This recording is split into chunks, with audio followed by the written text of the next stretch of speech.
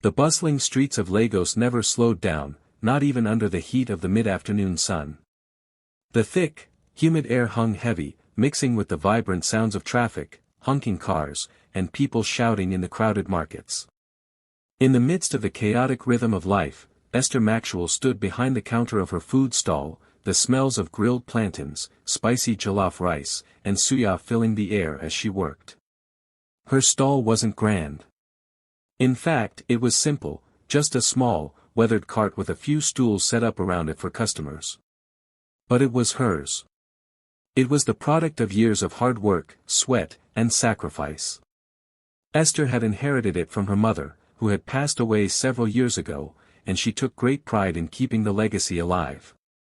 The stall was a reminder of where she came from, a reminder of the love and warmth her mother had poured into every meal served. Esther wiped her hands on her apron, smiling as the next customer, a middle-aged man in a crisply pressed shirt, approached. "How's your day, Madam Esther?" he asked, his eyes glinting as he eyed the steaming pot of jollof rice. "It's going well, Mr. Chuka," she replied with a friendly smile.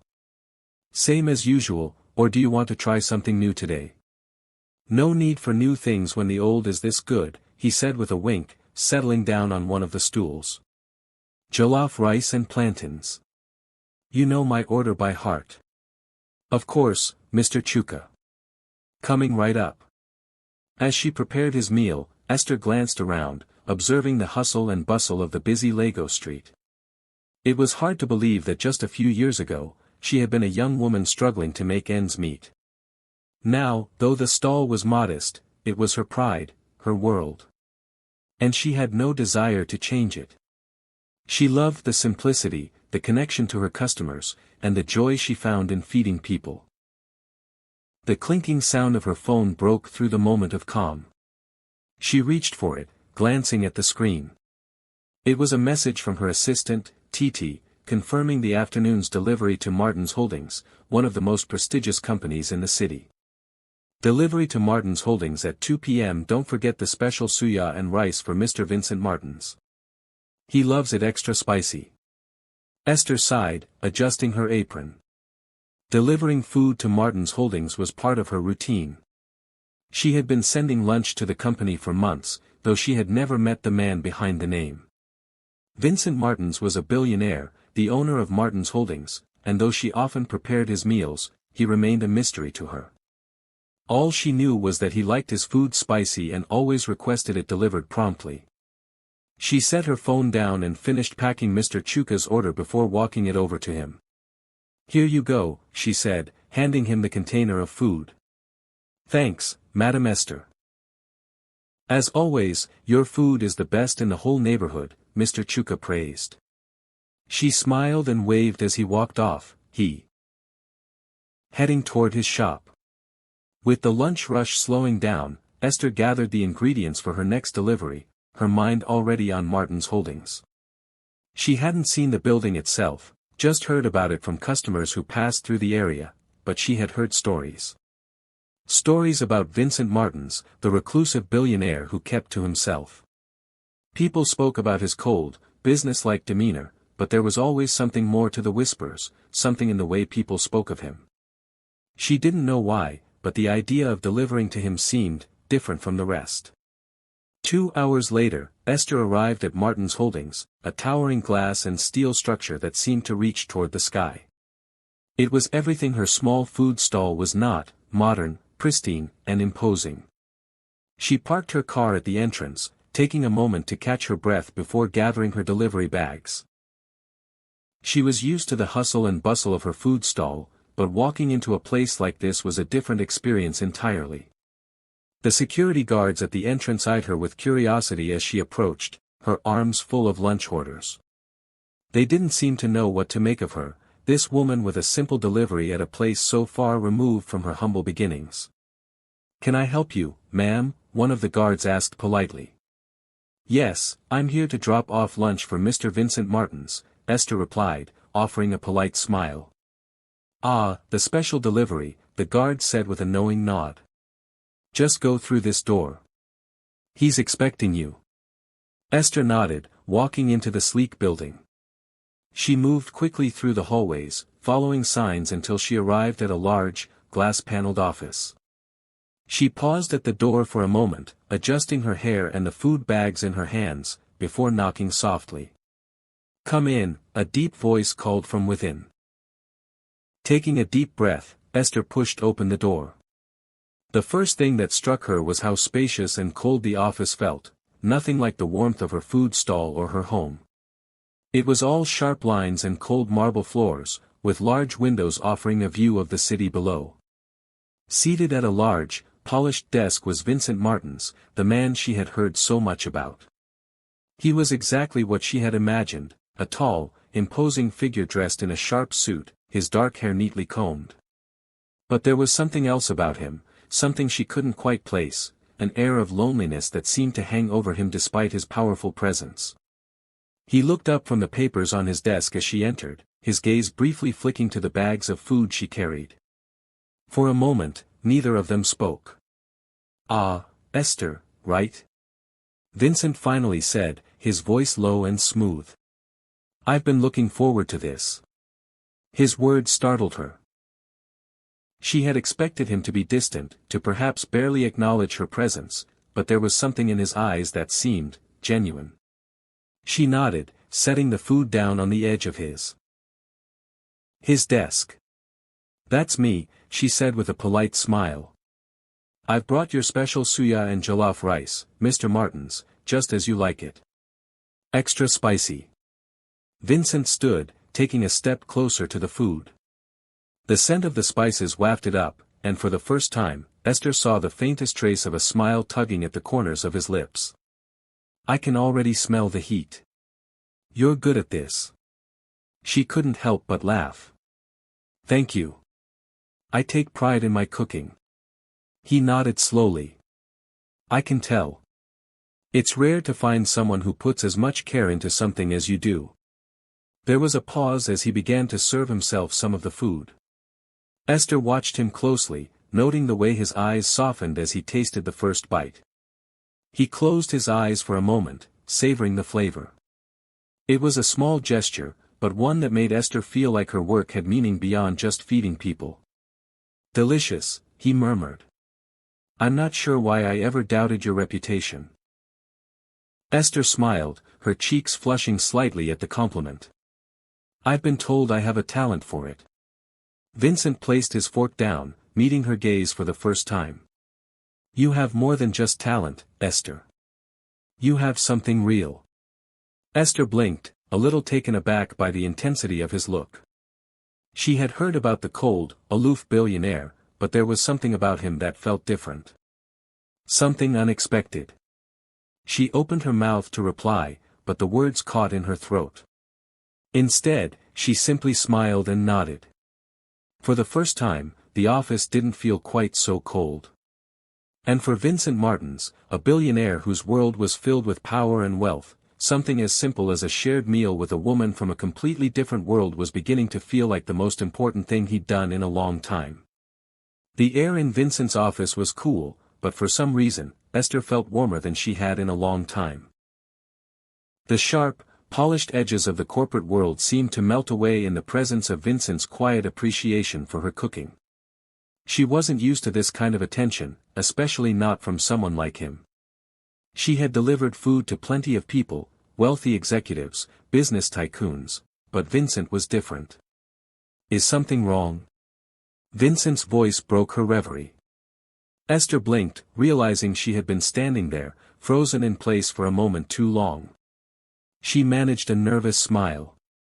"No, nothing at all. Just, trying to get used to the view," she said, glancing out of the large windows that gave a sweeping view of Lagos. The city sprawled endlessly beneath them, a mix of traffic, buildings, and the occasional street market that reminded her of her own humble beginnings. Vincent chuckled, leaning back in his chair. "It's a little overwhelming at first. You get used to it, or you learn to block it out." "Blocking it out sounds like a good idea." Esther shifted her weight, eyeing the polished surface of the desk. "I've never been in a place like this before." I'm sure you've seen plenty of upscale offices, he said, his tone casual, almost like a challenge. But something tells me you've never been behind one like this. Esther couldn't help but smile. No, you're right about that. This is different. But in a way, it's just like the others, everyone's just trying to do their best, right? Vincent's smile faded, and his eyes softened for a moment. I suppose so. You've got a unique perspective. Esther's gaze lingered on him, trying to understand what he meant. Was he trying to open up? It was hard to tell. Vincent wasn't like the other corporate giants she'd seen. There was a sadness behind his eyes, an emptiness that felt out of place in the grand office, surrounded by wealth and luxury. She shifted uncomfortably, unsure of how to respond. I should let you get back to work, she said, turning to gather her things. But Vincent was already standing, walking toward the door before she could even reach for her bags. Wait, he called softly, his voice quieter than before. Don't go yet. Esther hesitated, glancing back at him, her heart racing. She had only been there to drop off the food, and yet, something in the way Vincent was looking at her made her feel like there was more to this meeting than just a simple delivery. I just wanted to say thank you, he said, his words measured, but sincere. For the meal. I haven't had anything like that in a long time. Esther felt a flutter in her chest. It was a small, simple compliment, but it meant more than she expected. She gave him a soft smile, nodding. You're welcome. It's just food, but I'm glad you liked it. Vincent stepped closer to her, his hands in his pockets, eyes never leaving hers. It's not just the food, Esther, he said, his voice low and steady. It's the fact that it's real. That there's someone behind it who knows what it means to care about the details. That's what I miss in my life. Esther's breath caught in her throat, unsure of how to respond. For a moment, they stood there, the tension palpable, neither of them speaking.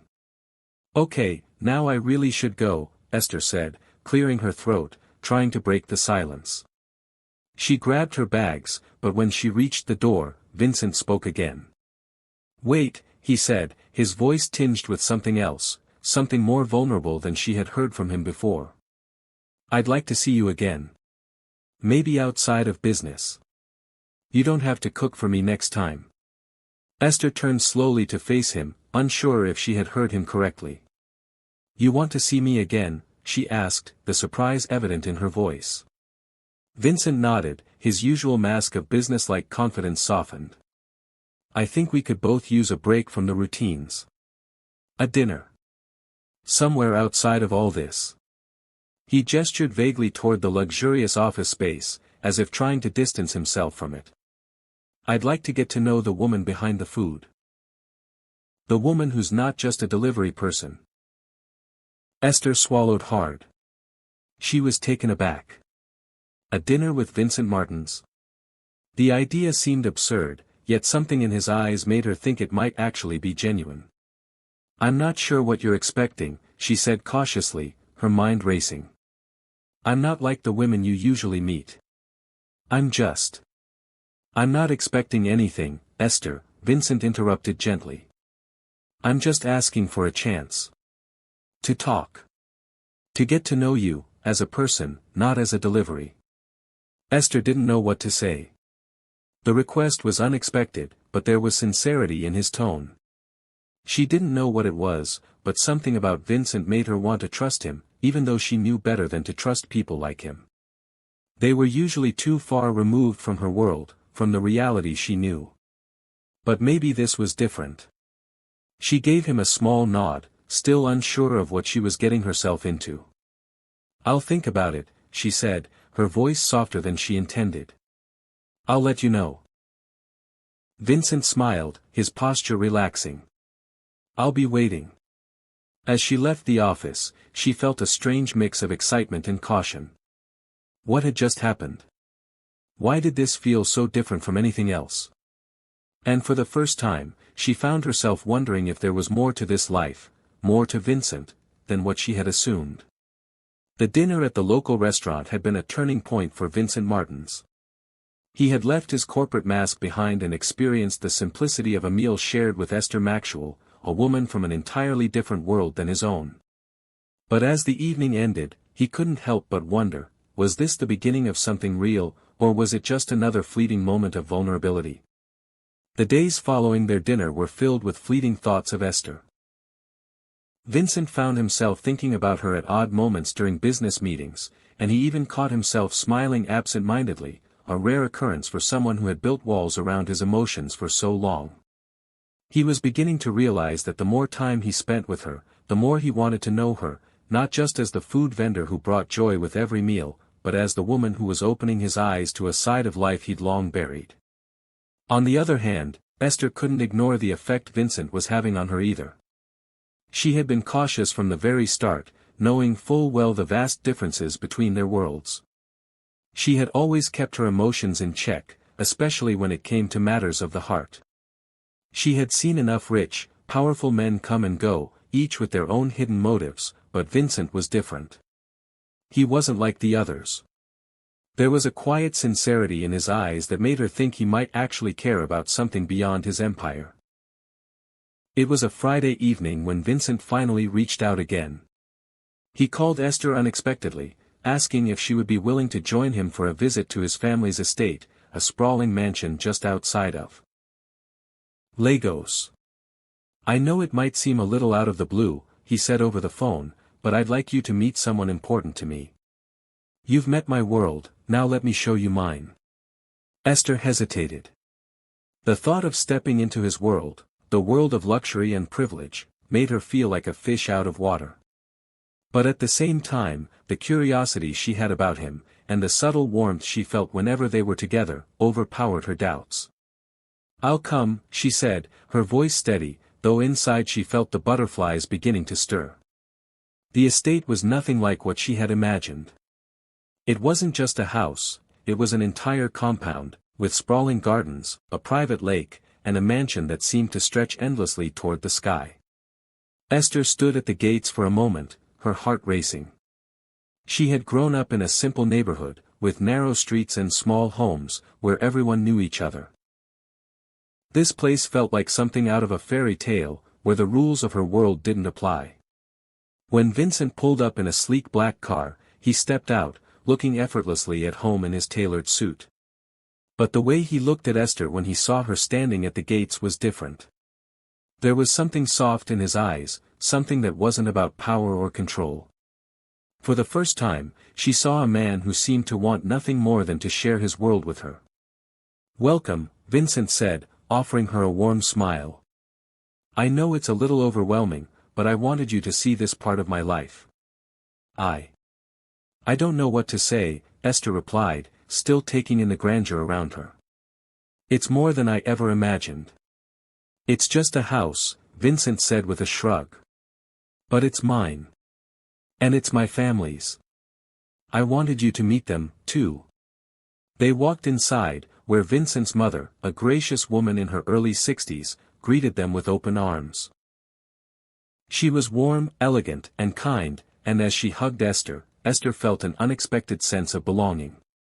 "Vincent has told me so much about you," she said, her voice gentle. "You've been a good influence on him, I can tell." Vincent's face flushed slightly, though he quickly masked it with a smile. Esther, feeling suddenly nervous, looked around at the vastness of the home, high ceilings, walls adorned with art, and furniture so grand it almost seemed out of place. As they sat down to dinner, Esther felt the weight of the contrast between their worlds. She couldn't shake the feeling that she was a visitor in this unfamiliar place, someone who didn't belong. Vincent's family, especially his mother, tried their best to make her feel at ease, but there was an undeniable tension in the air. Vincent, despite his usual confidence, seemed acutely aware of the divide between them. Dinner was served in an elegant dining room with soft lighting that cast long shadows on the walls. Esther tried to push past her discomfort, but she couldn't help but feel out of place, as if she were in a story that wasn't her own. "Vincent has been through a lot," his mother said as they ate, her voice steady but filled with understanding. Losing his parents at a young age, it shaped him into the man he is today. But there's more to him, Esther. Much more than what the world sees. Esther glanced at Vincent, who looked uncomfortable at the mention of his past. His smile faded as his mother spoke, and for the first time, Esther saw the weight he carried, a burden that had nothing to do with his wealth but with his loneliness. I understand, Esther said softly, looking at Vincent. We all have our pasts. Vincent nodded, his gaze lingering on her. The air between them was thick with unsaid words, but in that moment, Esther felt a shift. He wasn't just the billionaire, he was someone who needed the connection he couldn't find in his own world. As the evening drew to a close, Esther found herself standing in the grand hallway, still processing everything.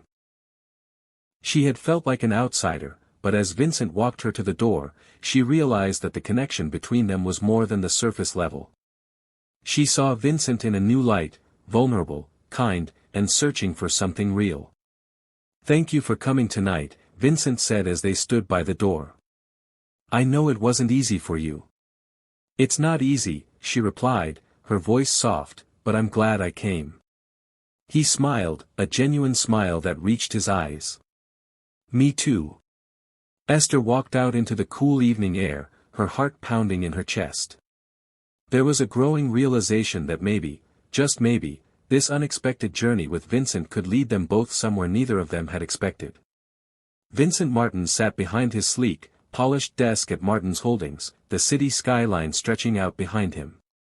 His fingers tapped rhythmically on the surface, but his mind was far away. It had been days since he last saw Esther Maxwell, and the distance between them was beginning to gnaw at him. Their connection had felt so real, so genuine, but now it seemed to be slipping through his fingers, like sand. The office was unusually quiet, with only the soft hum of the air conditioning filling the air. Vincent's gaze flickered to the window, watching the busy city below, but his thoughts were entirely focused on Esther. He hadn't meant for things to become complicated. He had only wanted to know her better, to experience a world that was simpler, more connected than the corporate world he had built his life around. But now, with every passing day, the space between them felt wider. His phone buzzed on the desk, jolting him from his thoughts. It was a message from Esther, short, sweet, but filled with that unmistakable tension that had started to creep into their relationship. Hey Vincent, I hope you're well. I've been thinking a lot about our last conversation. Maybe we should give each other some space to figure things out. I'll be around, though. Take care. The words hit him like a punch to the gut. His heart raced as he reread the message, the weight of it sinking deep into his chest. Space. She needed space. He couldn't blame her, though. He had been distant, preoccupied with work, and his world had consumed him once again. He had always prided himself on his control, but Esther had changed everything. She had shown him a side of life he had long forgotten, but now, it seemed like he had pushed her away. Esther, meanwhile, had spent the last few days mulling over her own thoughts. She hadn't seen Vincent in nearly a week, and though she missed him, she couldn't shake the growing sense of uncertainty that had settled in her heart. Their last few encounters had been filled with emotional depth, but something had shifted. Vincent had become more withdrawn, and she felt herself being pulled away as well. She stood behind her food stall, serving another plate of jollof rice to a customer, but her thoughts were elsewhere. Vincent had promised her that they would take things slow, that they could navigate the differences in their worlds together. But it was harder than she had imagined.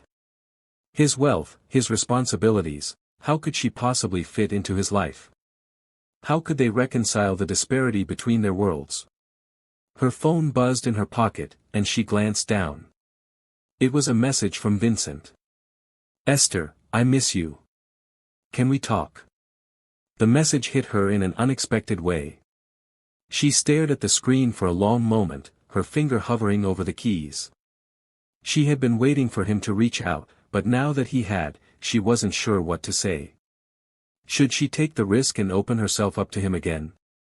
Or was she simply setting herself up for disappointment?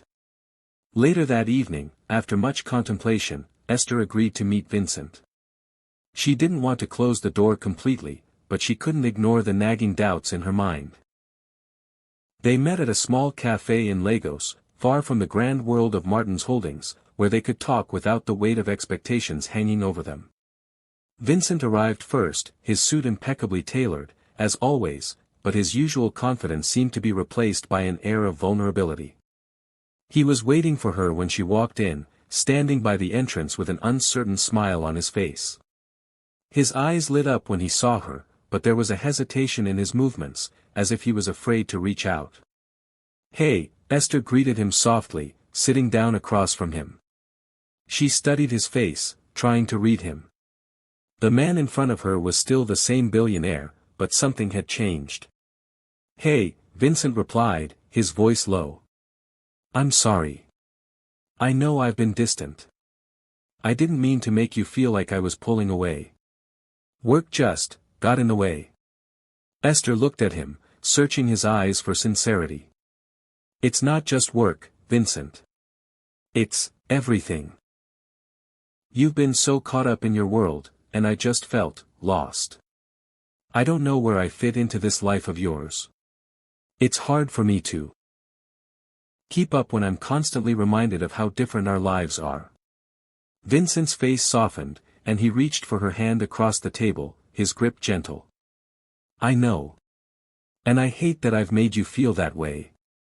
The truth is, I've been struggling, too. This whole thing, it's new to me. I've spent so many years in a world that's cold and calculated, and you've shown me something real, something that matters. But I'm afraid I'm not good at balancing both worlds." Esther exhaled slowly, her gaze softening as she looked at him. "I want to make it work, Vincent. But we need to figure out how to bridge the gap between your world and mine. I'm not asking you to give it all up, but I need to know that you're here with me, too. Not just when it's convenient." He squeezed her hand, his expression earnest. "I can do that, Esther. I'll find a way. Because you're worth it." For the first time in a while, Esther felt a glimmer of hope. Maybe this wasn't the end. Maybe, just maybe, they could find a way to make it work. As they sat there, talking and reconnecting, the conversation took a turn toward the future. They both knew it wouldn't be easy. There would be challenges ahead, obstacles to overcome, but for the first time, they both felt that spark of possibility. And as they parted ways that night, their hands lingering a moment longer than before, Vincent and Esther realized that while the distance between their worlds was vast, it wasn't insurmountable. Together, they might just be able to bridge the gap. The days following their conversation were filled with a mix of hope and uncertainty. Esther Maxwell felt a cautious optimism after her talk with Vincent Martins at the cafe. His words were sincere, and for the first time, she saw a glimpse of the vulnerability that had always been hidden beneath the polished exterior of the billionaire. But while she wanted to believe in their connection, she knew that words alone wouldn't be enough. Actions would speak louder, and Vincent had to prove that he could make the necessary changes. For Vincent, the conversation with Esther had been a wake-up call. He had spent so many years immersed in his empire, unable to see the cracks in his personal life.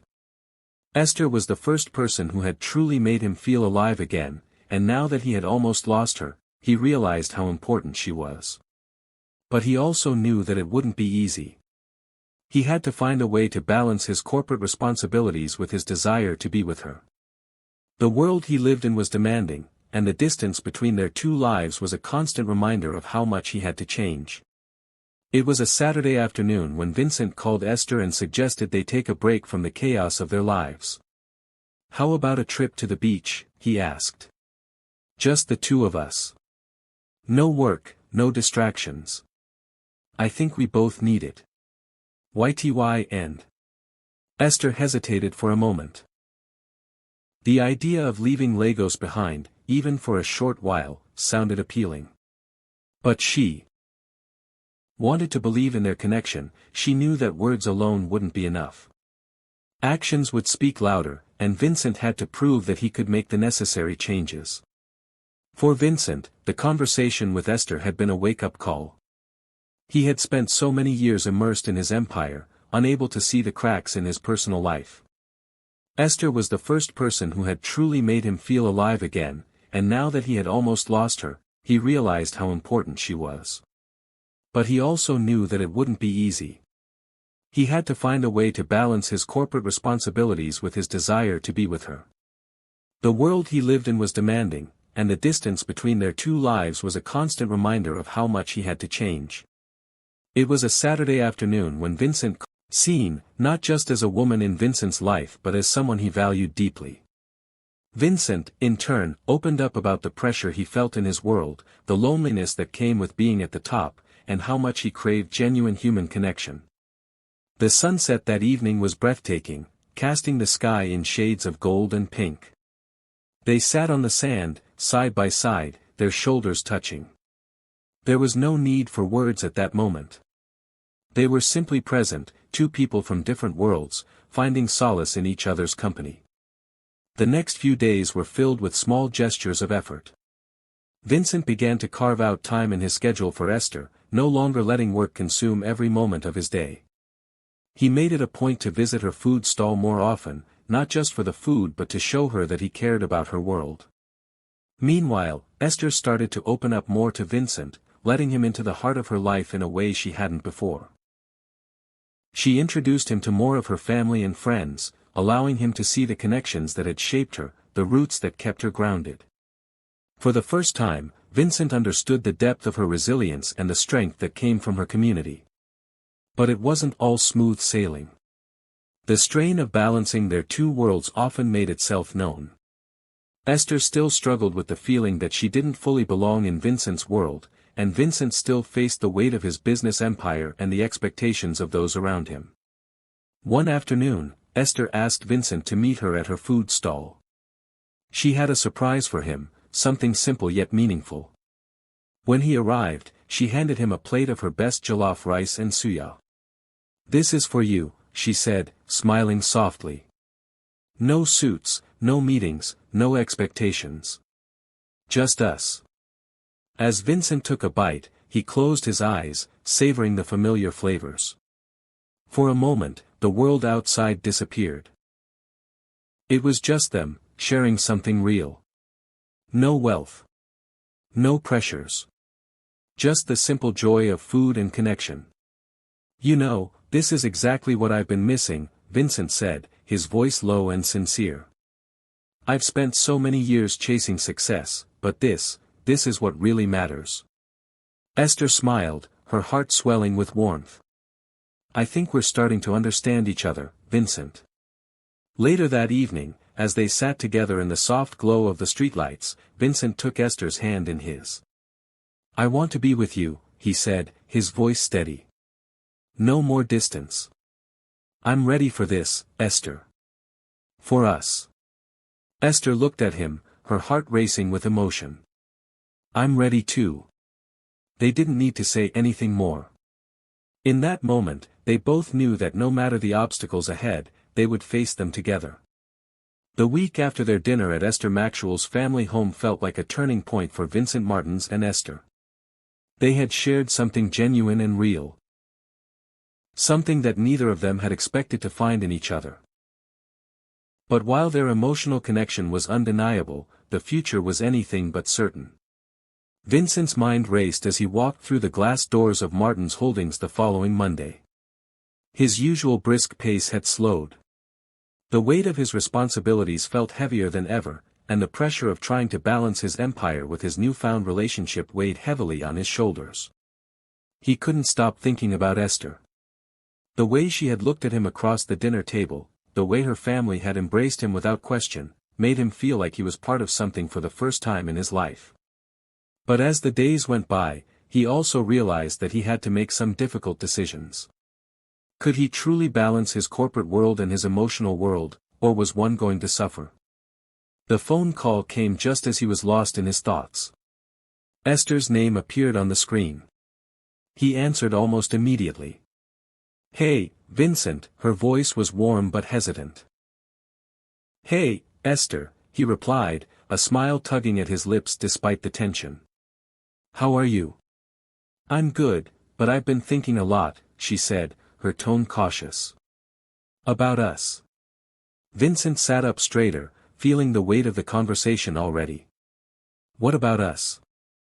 I think we need to have a real conversation, Esther continued. We've been doing well, but we both know there are things we need to figure out. I need to know if we're going to make this work long term. I can't keep feeling like I don't fit into your world. Vincent's heart sank, but he knew she was right. He had been so focused on the immediate emotional connection that he hadn't fully addressed the practicalities of their situation. You're right, he admitted, his voice low. I've been so caught up in trying to make this work that I've neglected the reality of the situation. You're from a world I can't simply invite into mine without changes, and I'm not sure how to do that. There was a long pause on the other end of the line before Esther responded, her voice soft but steady. I'm not asking you to change everything, Vincent. But I need to know that you're willing to put in the effort. You can't just show up when it's convenient, and you can't hide behind your wealth and status. Vincent felt a pang of guilt. He had been careless in his actions, thinking that love would somehow be enough to bridge the gap between their worlds. But Esther was right, there was work to be done, and they both had to be willing to invest in it. I'll do whatever it takes, Esther, he said earnestly. I've been blind to how hard it's been for you, trying to fit into a world that isn't yours. But I don't want to lose you. I'm ready to fight for this. For us. Esther's silence was heavy for a moment before she spoke again. We both need to be all in, Vincent. No holding back. Let's start by showing each other what that really means. The days that followed were filled with small changes, shifts in their routines, and a growing sense of commitment. Vincent made more of an effort to balance his work life and his personal life. He started to take weekends off, something he hadn't done in years. He made it a point to show up at Esther's food stall more often, not just for the food, but to genuinely connect with the people in her world. Esther, on the other hand, began to let Vincent into her life more fully. She invited him to family gatherings, allowing him to see the warmth and depth of the connections she had with the people who mattered most to her. It wasn't easy for her to open up, especially considering the vast differences in their worlds, but each time they spent together, she felt herself falling more in sync with him. One Saturday afternoon, Vincent stood beside Esther at her food stall, watching as she worked her magic with a crowd of eager customers. He looked at her with admiration, noticing how effortlessly she interacted with the people around her. He had always been surrounded by the cold, calculated dealings of business, but here, in this simple, vibrant space, he saw a side of life he hadn't known existed. You're really good at this, Vincent said, admiring the way she moved with grace behind the counter. She laughed, wiping her hands on her apron. It's not about being good at it. It's about passion. When you love what you do, everything else falls into place. Vincent nodded thoughtfully. I get that now. I've spent so many years chasing the wrong things. But I think I've been missing the point. Esther smiled warmly, her eyes softening as she looked at him. It's never too late to find the right path. That evening, as they sat together in a quiet corner of the food stall, Vincent took Esther's hand in his, the sound of the city buzzing around them. I know we have a long way to go, but I'm ready, he said, his voice sincere. For you. For us. Esther looked at him, her heart swelling. So am I. And for the first time, they both felt certain. The road ahead would be difficult, but it was one they were willing to walk together. The following weeks passed in a blur of small victories and challenges. Vincent Martins had been doing his best to break free from the relentless grip of his work, carving out more time for Esther Maxwell. He even started showing up at her food stall regularly, not as the billionaire businessman, but as Vincent, the man who cared about her and wanted to be part of her world.